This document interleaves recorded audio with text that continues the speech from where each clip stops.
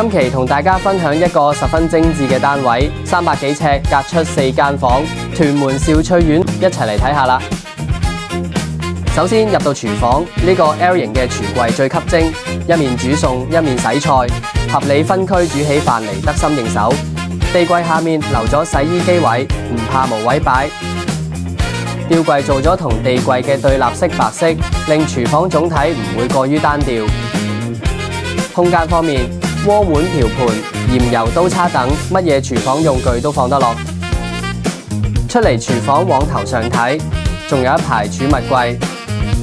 屋企嘅零散嘢往上一擺，成間屋嘅雜物都唔見晒。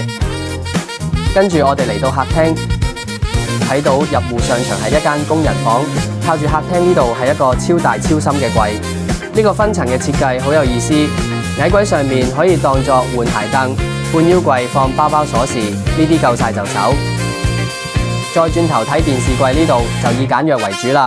獅字櫃簡直就係呢一種細空間嘅福星，又有展示空間，又可以放到嘢。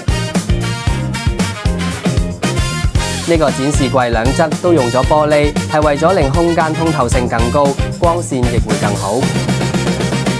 另外呢一排嘅展櫃採用優質五金，氣動裝置用起身更加順手。上面儲物分層明確，空間足夠，配搭山格條打破窄小氛圍，更顯闊落。跟住我哋嚟睇下妹妹間房啦。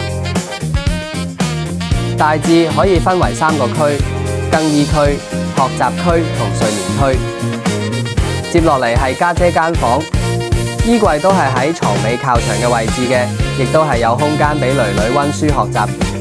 山格條同長虹玻璃呢啲元素都係冇少到㗎。最後嚟睇下媽咪間房啦，一眼睇過去好似少咗啲嘢咁嘅，原來係媽咪捨棄咗自己嘅梳妝台，將空間留咗俾2個囡囡學習溫書。